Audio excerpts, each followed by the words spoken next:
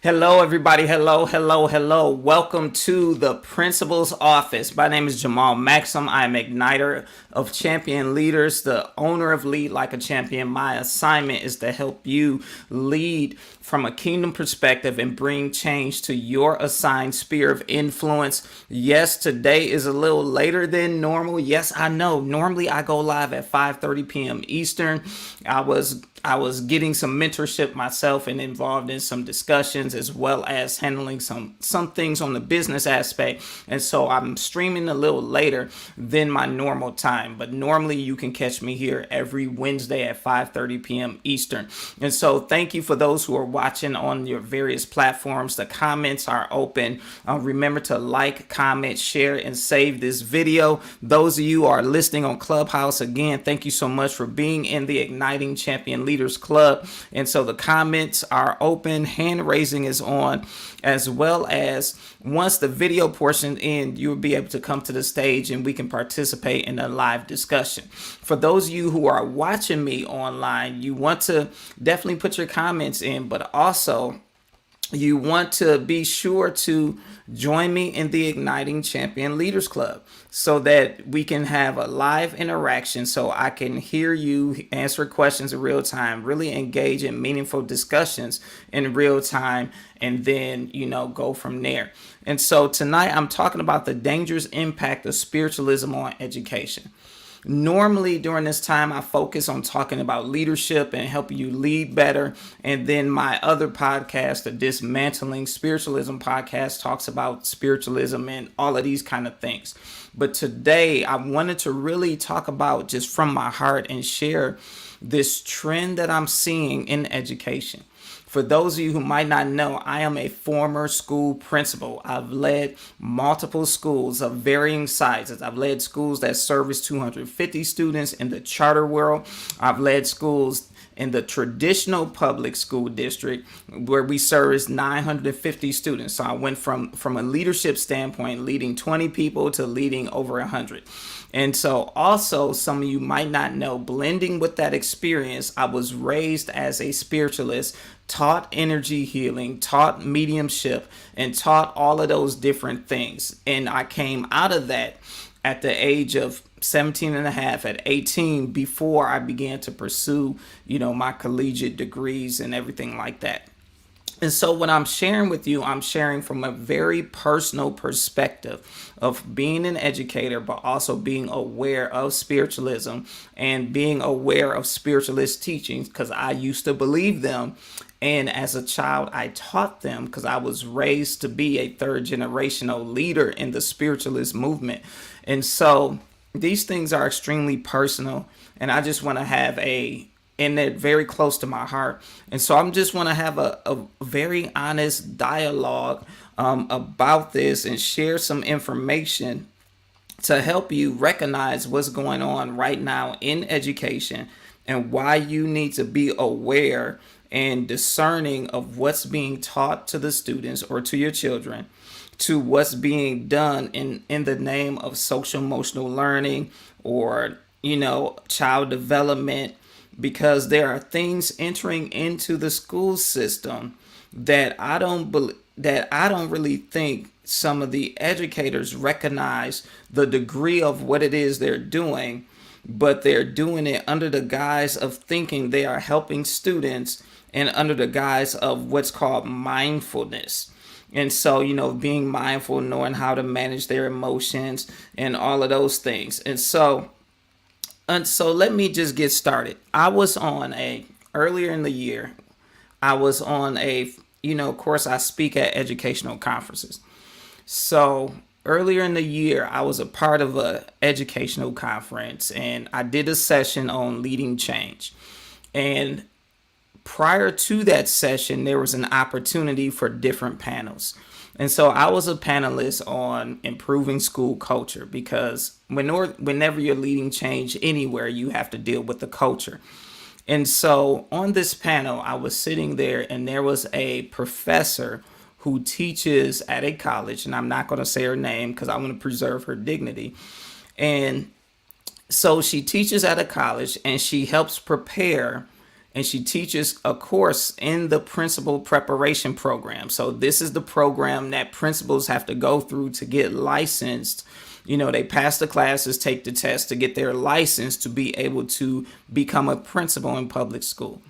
So in this, on this panel, she basically stated that the next frontier of education is integrating spiritualism. She said you cannot address social emotional learning, which is called SEL for short, without addressing the spiritual being of a child. And of course, I responded, that in order to deal with the spiritual essence of a person, that's not taught in educator prep, and that's not the responsibility of a teacher. That's the responsibility of the parent and how they choose to help them understand purpose and destiny, and how their spirit beings connect with God. Because when I said that, the response was, oh, this is about helping them understand purpose and life purpose. So I again reiterated, you cannot understand life purpose without really having some understanding of God and the creator of purpose. And so she quoted the work of a gentleman named Parker Palmer and said, this is, being spiritual is not the same as being religious, and is not religion. A lot of times people who believe in spiritualism, they would say that they are not religious and they're spiritual and they don't subscribe to any religion. The problem is the majority of these spiritual teachings come from Eastern religions. They are stemmed in Hinduism and Buddhism and Reiki and all of these things. But they say they are not a part of a religion because they don't identify with, Islam or Christianity. Now, some spiritualists identify themselves as Christian, but they just believe that these things are just simply okay. And so that was one discussion. And then there was another discussion on the Clubhouse app that was held on August 17th of this year. And the title of this room, for those of you who are watching online, on the Clubhouse app, it's a live audio social media platform where you title the room and then people are in the room and you just have live interactive discussions. And so, like I'm doing right now. And so on this title of this particular room was called Spirituality and Play. What's the connection? And it was hosted in a club called Play and Education. Now, the focus of this club is to help educators, whether you're homeschooling or whether you're a teacher or in education, how to integrate play. Right now, that is a very hot topic because play is involved in education and how to increase engagement. Educators are recognizing and have recognized for a long time, this isn't new, they have recognized for a long time that that lecture mode of teaching doesn't work because people only retain like 20% of what happens in a lecture, and you need to have hands-on learning. And so I believe in hands-on learning. I emphasize it as a school principal. But here's the thing. In this particular room, in this particular discussion about play and education, they were talking about the connection of spirituality and play. And the people hosting or holding this discussion and facilitating or leading the discussion were people who engaged in a new age. One of the people on the panel is someone that I know and who I know is an educator and I know is a believer. But the other 6 people who were hosting the discussion were all involved in a new age. One person called themselves a healing guide, and they believed in trauma healing. They believed in worshiping nature, and they follow, because I checked this person's social media out, they follow a lot of tarot card readers. They believe in creative essence, and they even have done Instagram lives with tarot card readers. Another person who was hosting the conversation, she was also a tarot card reader. She called herself a manifestation guide. And she shared a story about how her daughter is creating her own tarot deck for herself by using drawing and giving her own meaning to the tarot cards. that she encourages her daughter to talk to spirits, which apparently her daughter does, and then encourages her through play to learn how to use divination tools. This particular person, I'm gonna call her Miss M, so I don't say her name, to preserve her dignity. She said that Miss M says that she has been reading tarot cards for over 30 years, and that her child, who's like a teenager, sells crystals and is learning Reiki. Miss M then called herself a witch, but feels like she is more of a shaman. And so that was Miss M, the second person. Another person, Miss A, she believes in holistic therapy and called herself the happy brain coach because she studied psychology and how the brain works. A lot of times people who are engaged in spiritualism, they pull from psychology and other scientific methods and take those out of context to try to validate their spiritualist teachings. And so she is a hypnotherapist and involves herself in hypnotherapy. Now, hypnotherapy is the thing where you get people to a relaxed state and plant ideas into what people call the subconscious mind, which are really the deeper layers of the soul. And then another person who was hosting this conversation, I call her Miss I, she outright claimed and said that she was a medium. Now, mediums are people which I used to be before I became a believer. Mediums are people who believe in talking to spirits, whether they're spirits of people who have died or just spirits in general. They believe in giving readings and trying to tell the future by communicating with these spirits. And then they also engage in energy healing and things like that. And sometimes they are called psychics as well. And they teach certain forms of meditation and that you have to use incense and meditate at certain times. They engage in numerology and astrology a lot. So this person outright claimed to be a medium and who's hosting this discussion. So they're saying that when children engage in using their imagination, it's okay to engage in spiritual things to do it. And so these are the people who are hosting a discussion about integrating play in education. So we had one person teaching principals saying, school leaders, that you need to integrate spiritualism and social emotional learning, and that your social emotional learning, curriculum is not complete if you're not engaging spiritualism. And then we had these 4 people in particular, really more, but I just told you 4 out of the 7 people who were leading this discussion, who hosted a discussion, all involved themselves in worship of nature, tarot cards, manifestation, mediumship, and all of hypnosis, and all of these things are trying to tell educators and parents how to connect spiritualism to their play. And so we see that happening. And then we see them quoting the work of Parker Palmer, who, when I did research on him, has a lot of awards. I mean, he's won a lot of awards and started a whole organization that helps people really lead courageously and have a sense of renewal. And his focus is on the soul. But what happens is part of what he talks about with the focus on the soul, and Parker Palmer claims to be a Quaker in terms of his spiritual beliefs, meaning, as a Quaker, he believes that you can have a quiet time with God, you can hear from God, and that God will speak to you. Now, I won't go any deeper into those beliefs just for the sake of time, because there's more, of course. But he specifically lays out in his framework that part of what they do is to help people recognize the reality of the inner teacher and reflect on what helps them to listen to and honor the guidance of an inner teacher.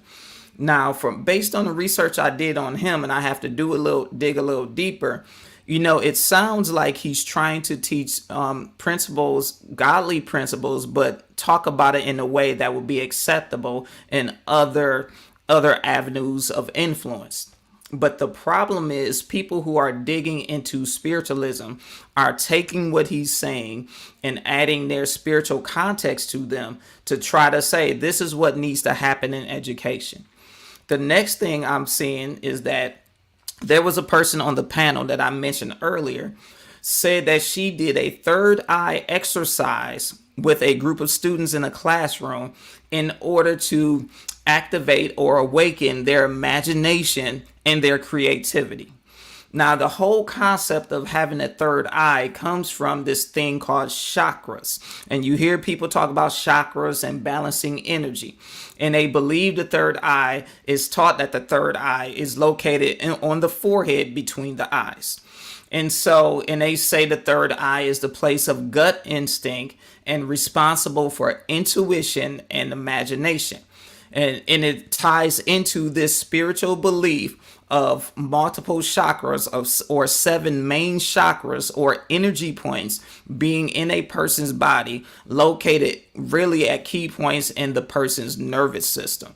But the problem is chakras originate from Hindu and Buddhist beliefs, because it is the Hindu and Buddhist religion and belief that teaches this concept of chakras and how you have to awaken them through certain exercises and certain forms of meditation, as well as certain stretches and movements and chants. Now, these stretches, movements, and exercises, some of them translate into yoga.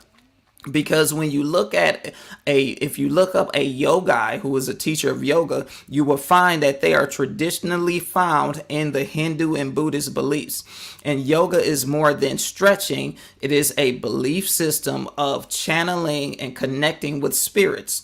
And so Hindu and Buddhist believers of that religion, they believe that the forms and the particular movements are ways to conjure ancestral spirits, as well as one of the many deities of the Hindu and Buddhist practice. And so when people are doing what's called the downward dog and, the frog stretch and all of these poses at a gym, they are actually doing movements to conjure ancestral spirits or Hindu deities. Now, here's the thing about a spiritual reality that I want to say to you, as I take a second and pause, because people may say, well, I don't believe those things. And so when I do the stretch, I'm just stretching. Or when I do the movement, I'm just doing a movement. But here's the problem. When it comes to spiritual realities, whether you believe it or not, or direct the action towards the particular spirit or deity or not, you still are opening doorways for that spirit to enter into your life. Because you simply open the door. It's no different than during the summertime, you open your door and flies come in. You say, oh, I didn't open the door to let flies come in. I was just going out to check my mail. But however, if you held that, when you open that door, a fly is going to try to fly up in your house. And so it's the same thing. Whether you were just trying to stretch or work out or do whatever, or trying to find a way to relax and clear your mind, the problem is the activity then opens doors for spiritual flies, which I call evil spirits, to enter into your life and to really cause mental, emotional, physical problems and even financial problems in your life. And so that's the problem. Now, here in schools, what we are seeing, because people think yoga is simply an exercise, physical education teachers, often called PE teachers, or some parents call them gym, but physical education teachers are now integrating yoga into how they teach and as activities in the class. The problem is with that is this. Every state has what's called state standards. And these state standards determine what students are supposed to learn in a particular subject. And it starts from kindergarten all the way through 12th grade. And so these things that are being taught, it's the teacher's discretion to use yoga versus something else. And so as a parent or educator, you don't have to use yoga. If you are a parent and you find that the educator is doing yoga in a unit or a lesson, you can tell that teacher you do not want your child to participate and that the teacher needs to find an alternative assignment for your child. Now, they may say, well, I can't do that. Or they may say, well, if I make an exception for you, I got to make an exception for everybody. Then that's just the case. Because in the United States, you are entitled to a free public education. So you can't, don't buy into, put your kid in private school. No. And you can tell them you don't want them to participate in that particular activity. And it is the teacher's job to find an alternative way to to meet the content standard without that activity. As a principal, we had to honor many requests from parents for them to opt out of stuff for various reasons. Whether I agreed with those reasons or not, it was my duty as an educator. And then plus in education, there's this thing called differentiated instruction, which actually is a buzzword and irritates educators now. But they have to differentiate how they deliver the lesson to meet the needs of the variety of students that are in that classroom anyway. So it's no different than what they should be doing anyway, by giving an alternative way to meet the goal and demonstrate mastery of the standard. So as a parent, you can advocate and say, I do not want my child doing yoga. Now, a lot of times teachers are integrating what's called a brain break, because brain breaks are needed to give exactly what they said, to give the students a break from learning time, because it's been found by research that consistent learning without a break really doesn't help learning, doesn't help the students master anything. So they give brain breaks to give them to take their mind off of the subject, they do it for like 2 or 3 minutes or whatever. Now, here's the problem. When you hear teachers talking about brain break, you want to make sure the activity does not involve meditation. Because of what happened with the pandemic, and prior to the pandemic, especially in urban areas, children were coming who have been dealing with trauma just because of what's going on in the community. But especially the trauma from the pandemic, people are looking more at what can I do to help children be in a state of mind that they are ready to learn. And so during these brain breaks, some of them are trying to integrate meditation. The problem is meditation opens a person up to the spiritual realm, but doesn't connect them to God when it's a non-biblical form of meditation. The Bible tells believers to meditate, which means to think, to ponder, and to say over and over on the word, meaning you're thinking on the word, you're pondering it, asking God for the meaning, and you're muttering it or speaking it out loud. The form of meditation that's happening in some schools is the meditation that's similar to yoga, where it's quiet, you're clearing your mind. They tell you to take a certain posture with your hands and just to be silent and let your mind go and all of that stuff. That form of meditation is taught by spiritualists and in Eastern religions in order as a way to connect with the spiritual realm. You don't want your child doing an activity to connect with the spiritual realm, because when they do it, it's like the example I said earlier. It's like opening a door and letting anything come in versus connecting them to God. And so you want to really find out what are the teachers doing during brain breaks. And now if you're an educator, especially a principal, you need to know what the teachers are doing during brain breaks to make sure they're not doing something that is spiritual in nature and not kingdom. Because in the school system, you can't really promote your faith, but you can live it. Nobody can stop you from living it. And so you got to make sure that you hold the standard as a kingdom focused believer in working in education. Now, and if you're a teacher, you don't even have to do that as a brain break. You could play some music or do something else. And so that's how another way spiritualism is impacting or finding its way into education. Now, the problem with this is the fact that all of these people, we have hypnotherapists, psychic readers, and all of these people who believe these kind of things, and even Reiki teachers, they're coming in under the guise of mindfulness and social emotional learning and really engaging in these practices in the school system.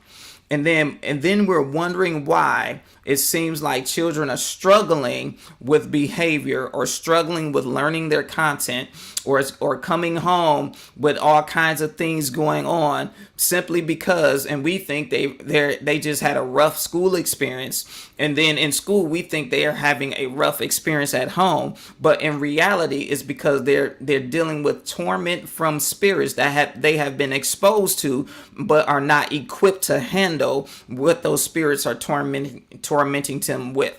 When we see kids doing outbursts of anger and flipping desks and all of that, the first thing teachers think, oh, is this kid has dealt with some trauma.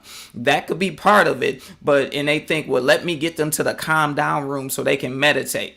The problem is you take them to a calm down room or a calm down space and they meditate, and now the spirit that's provoking the negative behavior now has more entryway to have control over the kid's life, to provoke more negative behavior or to come out in a different way. And so you want to be conscious of how these things are entering into the school system and negatively impacting kids' behavior. This is why some kids may say they hear multiple voices in their head and all of these things. And the natural mind would try to prescribe a medication or prescribe counseling. Some of those things don't need to be handled with counseling or medication. They need to be dealt with by the spirit. Because when a child tells you they're hearing voices telling them to hurt people, no, it is a demon whispering to them and telling them to do a thing because there's a door open. And so nobody was born with multiple personalities or multiple voices in their head, even though that's described as a disorder. And I agree that it is a disorder because it's out of order. And it's not because of some brain function, but it's simply because of exposure to something of an evil spiritual nature that's then influencing their behavior, dealing with their soul, which does impact their mind, and then causing a change in the brain function. And so I want you to understand that, because like I said, I was knee deep in spiritualism, and then God brought me out, and then I became an educator, and I'm seeing these things, this trend trying to enter into education right now. Now, here's the thing about social emotional learning, and then I'm going to end this video podcast, but then continue the discussion with the people on Clubhouse for the live interaction. The thing about social emotional learning is this. In the state where I live, it was talked about 4 years ago.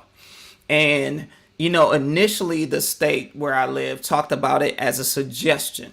And if you've ever been in education, and my educator friends that are watching, you already know. When the Department of Education gives you a suggestion, it's only a matter of time before it becomes a mandate. And so, but the good thing about my state is they created a set of standards. Like I was saying earlier, every state has standards that must be taught for every subject. Now, the whole country tried to go to this thing called Common Core, but a lot of states have moved away from Common Core and developed their own standards. And unfortunately, it's tied to standardized testing and that political ball of mess. And I'm not addressing that tonight. I'm just addressing the fact that there are social emotional standards in the state that I live. Now, most of these standards, none of them deal with entryways for spiritualism, except for what I found is 2 in my state. And so the first major standard is talking about self-awareness, and is about demonstrating an awareness of your emotions. And it's broken down by grade band: kindergarten through 2nd grade, 3rd through 5th, middle school, and then high school. In each grade band, it's supposed to become more complex. That's how standards of learning go in education. And self-awareness deals with explaining that your emotions may change based on the situation, including people and places. So that was like one of the middle school ones for demonstrating awareness of your personal emotion. For a kindergartner, it may mean you recognize that your emotions are natural and they're important. These are things that are important for a kid to learn. Now, some of that should be taught at home by the parent, but you can't control people's parenting. And then the next major standard talks about self-awareness, identifying your personal strengths based on your interests. Those things sound okay. But here's one standard that I could see a spiritualist trying to creep in. And that's when it says, describe how personal interests, qualities, and strengths help with decision making to accomplish personal goals. And so a spiritualist may try to equate your personal quality and strength with some or a way to, or a better way to make decisions by saying, you can meditate or you can do these different things. Another major standard talks about demonstrating awareness and willingness to seek help for yourself or for other people. And then they have one that talks about demonstrating a sense of personal responsibility, confidence, and advocacy. Now, under this major standard, there's a substandard that talks about describing how personal responsibility is linked to being accountable for your choices and behavior. Now, in order for choices and behavior, it goes back to decision making. And they would try to say the better way to make decisions is by using these spiritual principles for doing this. And so, there are a lot of them. Now, here's the main one that was concerning to me. Under the self-management category, they talk about regulating the emotion and behavior by using thinking strategies that are consistent with brain development. That's for the teacher. Now, they're supposed to teach these middle school students how to describe the relationship between their thoughts, emotions, and behavior, and then apply strategies to regulate that.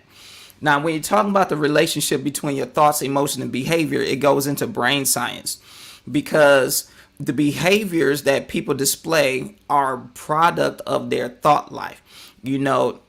Jesus said that clearly in scripture, as a person thinks, so are they.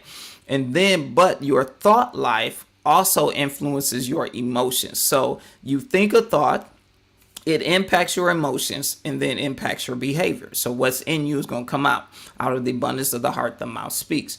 But here's the thing, as people learn the difference between the thoughts and emotions and their behavior, when they try to regulate their emotions, what do people teach?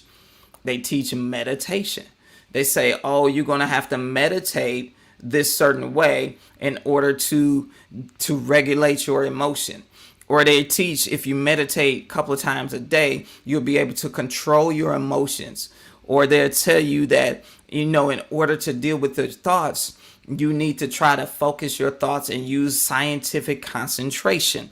Or they'll say, to help regulate your thoughts, do this yoga pose. And so they are saying, under the guise of thought regulation is how they're teaching spiritual principles. And so that's all I want to share for the video portion. But I want to encourage you, one, to recognize how these things are entering into the school system. So if you're an educator, you need to have your eyes open. These things are not innocent and they're not neutral. Because a lot of educators get fooled into endorsing these things because they think they're neutral and they're innocent, but they're not. Because these things, unless it's connected to scripture, is going to be connected to some spiritual source. And if it's not connected to God, it's going to be connected to something of a demonic nature.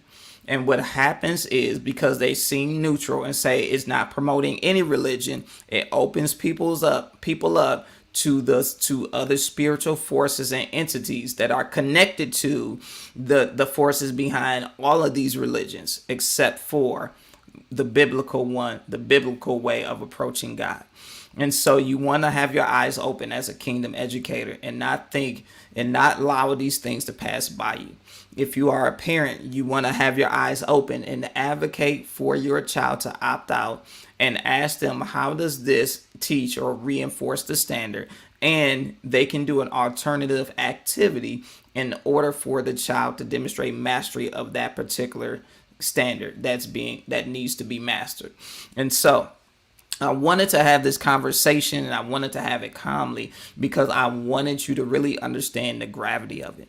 Because if children are engaging in crystals and Reiki healing and certain types of meditation, their personalities are going to end up being shaped by these spiritual influences that they are being open to. And then as they grow into adults, they're not only is their behavior just going to be a mess within the school system and in your home and in the community.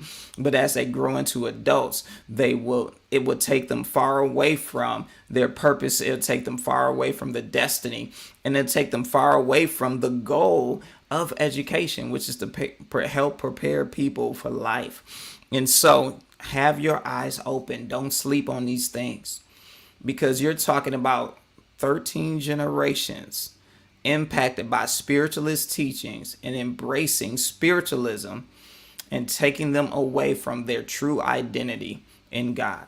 Of course, we know education is like ground zero for a lot of things, but we're only talking about the spiritualism tonight.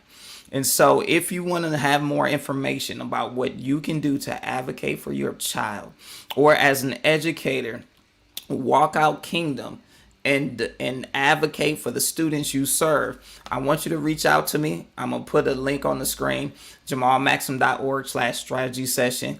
Get on a call with me so I can help you walk through this situation. Because one of the things that enabled me to be successful as a school principal and as a teacher when I was turning around schools was the fact that I had and still have a kingdom perspective. I prayed for the school. I prayed for the teachers. I prayed for the parents. I prayed about everything that occurred in the school to make sure that we were giving children the right experience and I was doing what God wanted.